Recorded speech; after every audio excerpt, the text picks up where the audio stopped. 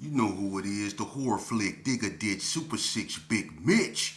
And I'm kicking in those roll 3 O's. And I'm bringing 2 H's, 101s because we Vegas sons. It's the Chronicles. And you in the Meadowlands. Yeah, you in the Meadows, man. And you already know what made me. I'm a desert baby. And let me show you what God gave me. Boom! 22-inch gold Dana Danes, man. Bolo Yang, you can't hang. Hubba dub scrub. Nah, I'm just playing. Welcome to Vegas Chronicles with the host, Super 6 Big Mitch. And today, like any other day, you know what we do. We do what we do. We kick actual factuals. Shout out to everybody that's been supporting my small platform, man. Without you, there would be no me, man. I really appreciate those that's been rocking with me and been giving me the positive feedback and influence and stuff like that. But unfortunately, today, I got to talk about clown. Okay? Now, check this out, man. I don't know who you is. You call yourself City, Sin of City, whatever your name is, dude. And you keep referring to 28th Street and all this stuff, man. Hey, look. I'm not going to disrespect 28th Street or Insight, nothing, man, because they ain't never really did nothing to me for me to do that. But what I will do is I will continue to spit facts. You said something very interesting. And I'm going to let my audience, and please feel free to comment in the comment section, people.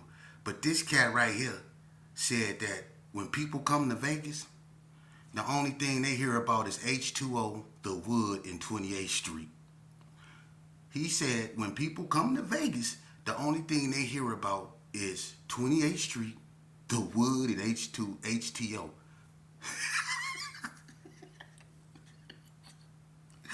Hey, look, man.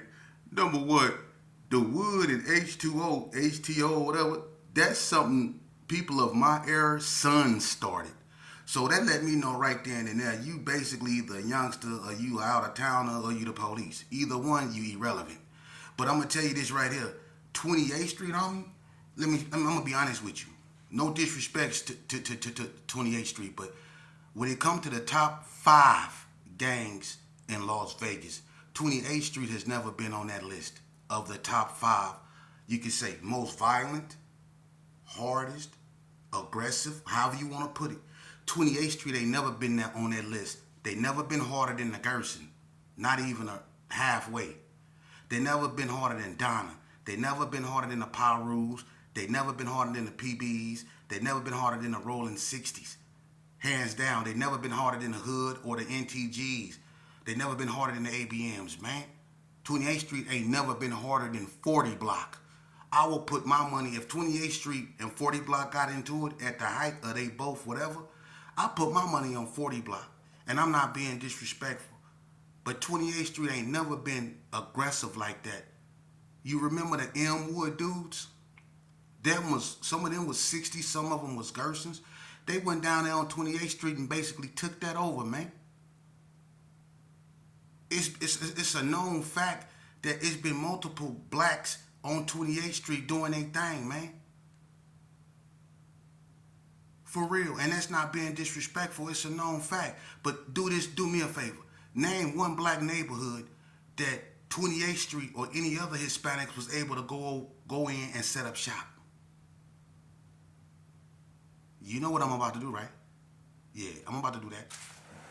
Check, please. Yeah. Name one neighborhood that 28th Street or any other Hispanic neighborhood was able to go in and set up shop. It ain't happening. 28th Street is not on the top 10 list of being the most aggressive gangs in Vegas. So when you say when people come to Vegas, all they hear about is 28th Street, that's a bold-faced lie. And they're not the oldest gang in Vegas. I don't know which police keep telling y'all that, but clearly they're not from Vegas and they don't know what they're talking about. Herbie Gerson is the oldest gang, and people can put it in the comment section. Herbie Gerson started being official tissue back in the late 60s, 68, 69. My daddy was the face of that. My daddy broke the ice when it came to banging in Vegas. So how you gonna tell me? I know about the chapter 1s and chapter 2s of 28th Street. I know about Spider. We knew Spider before that incident happened with him and the Little Locos. See, that's how far I go back. Spider was the leader of the 28th Streets. That's what sparked the first war between 28th Street and the Little Locos was the death of Spider when they tricked him to the party and they ran him over. See? So when you come on here fat mouth and know what you talking about, man, and then you probably ain't even on real 28th Street. You know? And we just keeping it real. Now, as far as the Sanchucos go, because you brought up the Sanchucos. See, the Sanchucos, their alliance, when they first came out, was with the GQs. The Sanchucos was more with the GQs. But later on, the Little Locos, who was started by a guy that's black and Mexican. See, I know your history. Little Locos was started by a guy that was black and Mexican. Sambo. See? Now, the Little Locos later on developed a relationship with the Donna Streets. The Sanchucos were more closer with the GQs, and the Little Locos were more closer with the Donna Streets, because one of the original Donna Streets was a Hispanic by the name of Eazy-E. If anybody know when the Donna Streets first came out, they knew that it was a Hispanic. Used to have a red Cadillac. His name was Eazy-E. Eazy-E left and became a Little Loco. But Eazy-E was one of the reasons why the Little Locos and the Donna Streets became real cool. Yeah, Wolf, rest in peace from Little Locos, used to do beer runs with me, Ralphie Boy from Donna, and OG Loke from Donna. Wolf from Little Locos. See? So when you want to get to talking about, you know, gangs in Vegas, even the Hispanic gangs know what you're talking about. 28th Street ain't never been one of the top 10 hardest gangs in Vegas. They never been. Now, they're the second oldest gang, right? The GQ's the third oldest gang. But see, the GQ's, when they came out as a reaction to the Gerson. So when they came out, their enemies was the Gerson. Before it was the Bloods or anybody else, the GQ's first enemy was the Gerson. Who was 28th Street enemy when they came out? See? For a very long time, 28th Street wasn't even relevant, bruh. And then y'all went through a transition to where y'all used to wear red rags. Did y'all know that? When y'all was clicked up with the West Coast Bloods. Y'all went to school with them. What was either Vegas or Fremont. Y'all went to school with them, even Madison. Y'all was clicked up the original VTEs. They was wearing red. Y'all was clicked up with the Bloods. That's a part of history I bet you don't want to talk about.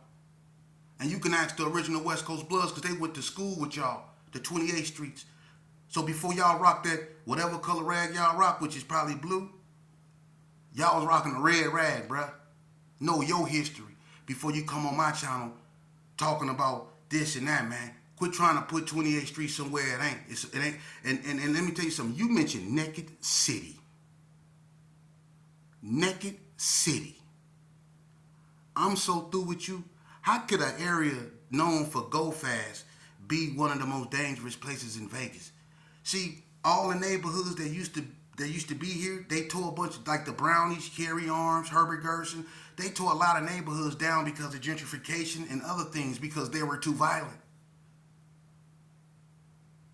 Name one Hispanic hood they tore down because they was too violent. Blacks, and I'm not being hateful, I'm not being disrespectful, but ask anybody, put it in the comment section if I'm lying. Any Hispanic hood in Las Vegas, blacks can go in, chill in, do what they want in. Am I lying? But can the Hispanics go in black neighborhoods and do that? Not at all.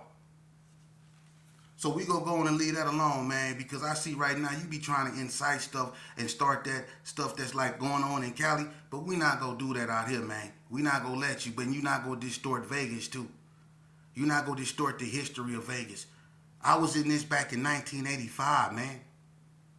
So you have no business talking to me. Matter of fact, go stand in the corner and face the wall. And when I want to speak to you, I hiss your name. But go stand in the wall and face it. All right, we go turn to the next page, man. For real, cause you always got trolls on here that think they know. Man, listen, I ain't lived the life I live to be, you know. Turn it to the next page, man. Let me tell y'all a story. You youngsters, I want y'all to hear this, man. It's a cold story right here. It's about this one guy, man. He a bully. You know, he was known for being a knockout artist. You know what I mean? And he was known for, you know, doing a lot of things. He was a real known individual, a real big buff guy. You know what I'm saying? He come out the Gerson. You know, everybody knew this dude. You know, but personally, he was a dude that to me he had to feed his ego by preying on people that he felt was weaker than him. He did that a lot. You know, he even beat women. You know what I mean? And he was one of those dudes that, you know what I'm saying, he was a rotten piece. He was a rotten individual, you know. But let me tell you what happened to rotten individuals and what comes around goes around. And this is what happened to bullies. See, he got in the game and he started, you know, slanging, right? So the Gerson got too hot. He couldn't make no money in the Gerson really because they put a substation up in there. Plus they was 86 in everybody, right? So he decided to find him somewhere where he could set up shop, slang his, you know, whatever, do his thing, right? So he found out the Cotton Club was cracking.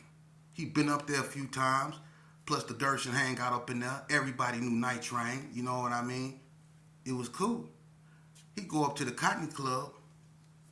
He start, you know, doing his thing up there, standing outside. But, you know, at the same time, he was cutting off Train money. You know what I mean? Because Train was doing his thing, you know?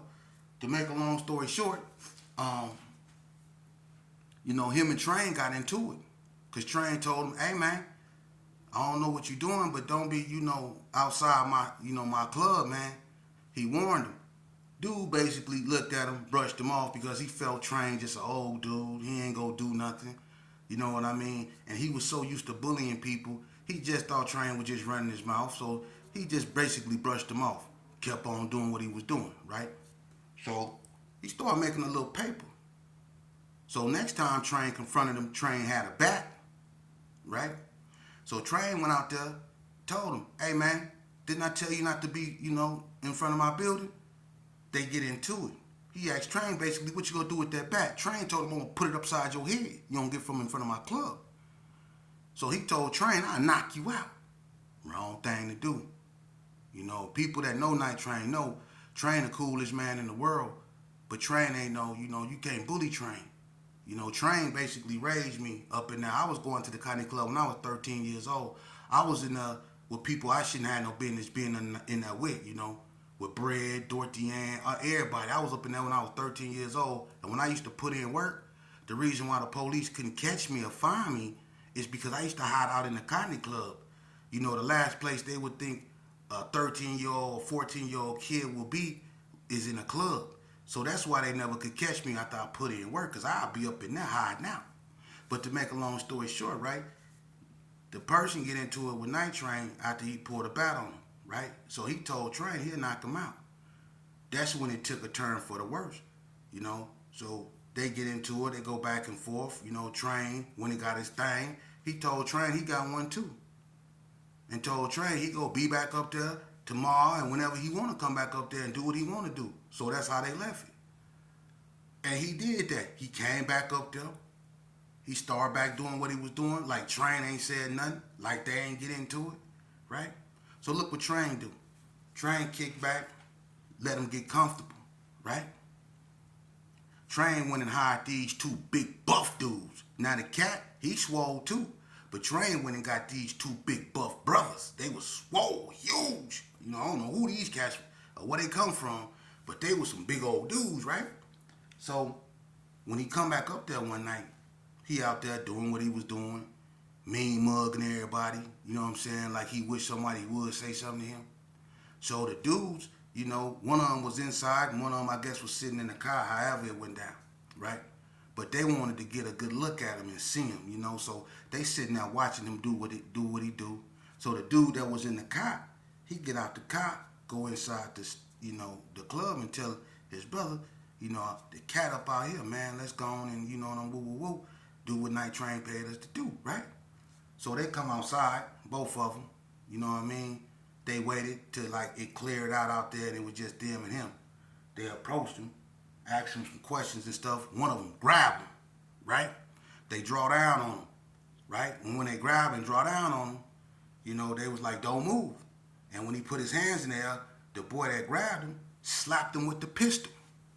Bow! I mean, smacked him, bust him open, right? So he like, man, okay, I'm cool, just take it right now. He want them to, you know, he begging them basically to rob him, right? Take it, just take it. Nah, they want to teach him a lesson. So dude smack him again with the pistol. Bow! Talking about hard, right? So now he knew that they on some other stuff. The other dude, bomb on him, boom. So it's obvious they want to smash him before they do whatever they was gonna do. So when they doing all this, I guess he panicked. He push away, snatch away from the dude and get away. He take off running. He run into traffic right there on Martin Luther King. He jet across the street to over there on the side where Book at, and he run up Martin Luther King running toward the Gerson, right? He turn around, the dude's chasing him. Two big old buff dudes. Now, the cat, he fast, he quick, he don't do no, you know, drugs or nothing like that. He don't drink, you know, so he gone, right? But these two dudes right here, they athletic too. They own him. He gone. He turn around, they right on him. So they gone, right? He run all the way to the Gerson. Now this is what I want y'all to pay real close attention to.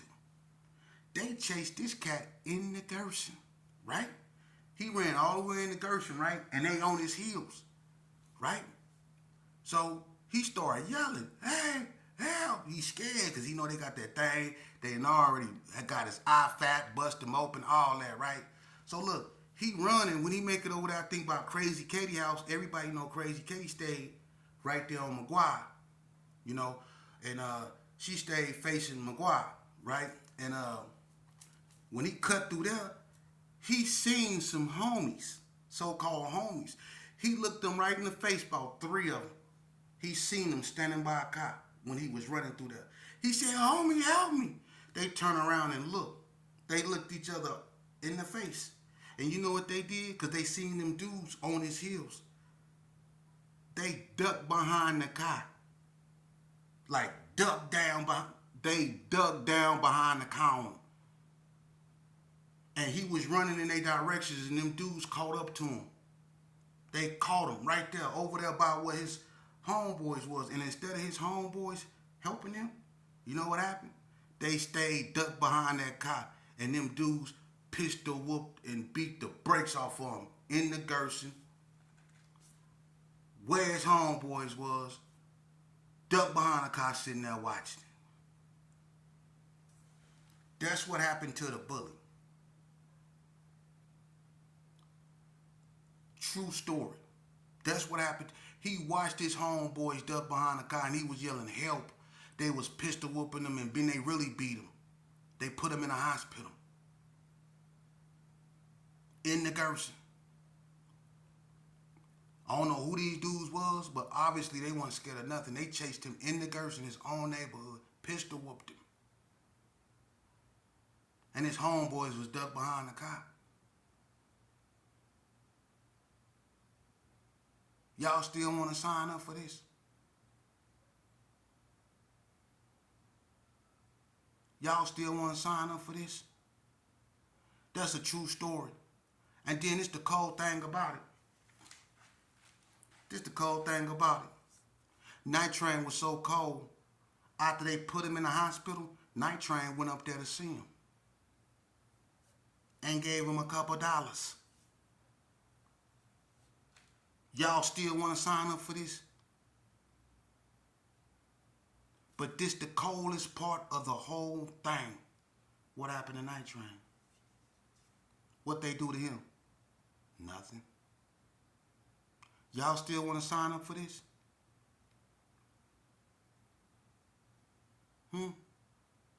Y'all still want to sign up for this?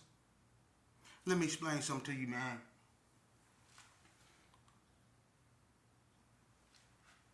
One of the most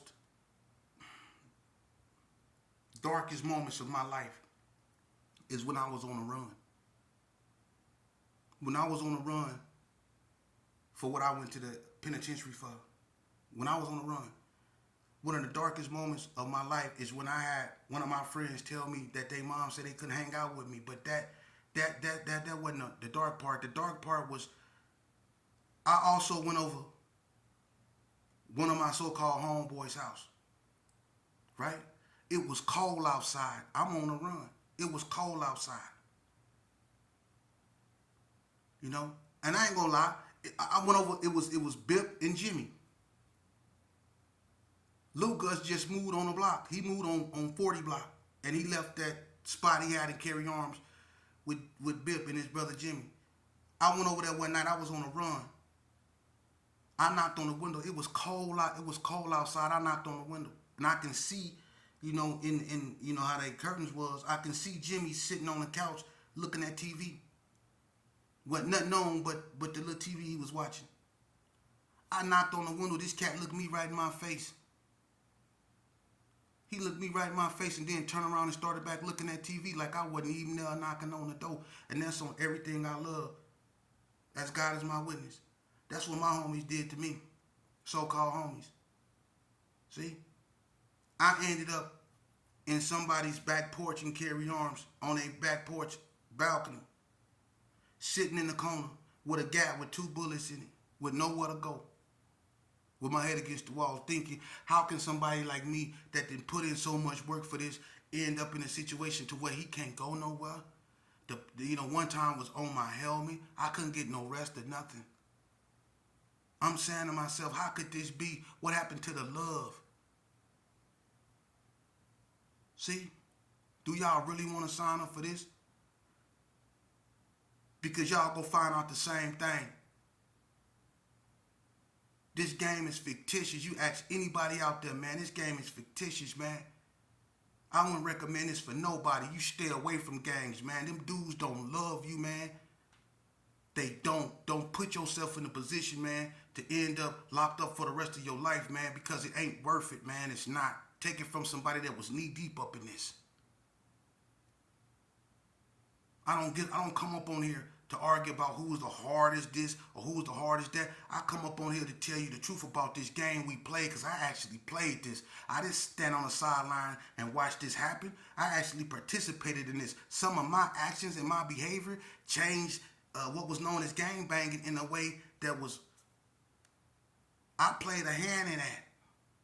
I can't never act like that I got a lot of, on my hands. I got a lot of blood on my hands, man. Behind my actions, man. I destroyed a lot of people's lives behind what I did. I accept full responsibility for what I did. I accept full responsibility for leading little black boys down the wrong path and making them think that being a gangbanger was glorious and being a gangbanger was cool. I take full responsibility for that, man. I do. And this dude's up out here, man. Shout out to Buzz from Valley View. Straight stump down reputable. Buzz, wore the eye patch. Shout out to him. He know what I'm speaking on. He my deepest condolence to him because he suffered loss too. It's a lot of cats out here that been in this game that they don't want their sons up in this game, man. But they see themselves at a disadvantage. Because the streets, I'm telling you, it has a gravitational pull, man, and the lure of the streets sometimes is overwhelming, and parents need help, man. It's a lot of dudes that used to gang bang now see what they put their parents through when they was doing what they was doing. Now they see. You see? So one of the last things I'm going to do is get on a platform and argue with a nobody about who was this and who was that, man. If you want to believe 28th Street was whatever, that's your right, that's your opinion. But the truth is going to be the truth, regardless. And anybody that's been in this game, they know the truth. Someone asked me to speak about Butterball. Wanna look, Butterball, man, I don't have too many stories about Butterball. Unfortunately, Butterball, I don't want to get into that, but he unalived himself. You know what I'm saying? Playing that dangerous game, that Russian. You know what? He was playing that, and he, it was a tragic. You know what I mean? Someone wanted me to talk about Ruthless, Low Beam, Blue Rag from Donna. I grew up with him. All I could say about him is he was just really a rapper, man. I ain't never really known Low Beam or whatever y'all want to call him, Blue Rag, to be in the street like that. He was always a tight rapper, you know what I mean? We've been in Elco and stuff like that together, but as far as street stuff, I never known him to be out there, like that. Not to say that he wasn't, but I never known him to be out there like that. You know what I mean? But I'm gonna tell you who I do know. I know Short Order from Donna. Y'all know Short Order, the one with the little arm, George. Y'all remember him?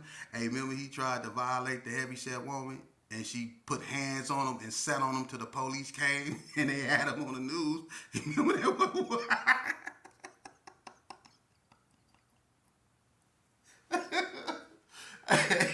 Hey, she beat the brakes off Short Order and then sat on him till the one time came and they had him on the news.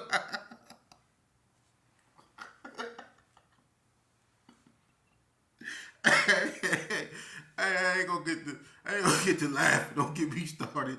But anyway, yeah, Short Order was crazy. But now, yeah, man, like I was saying, do y'all really want to sign up for this? Hey, look,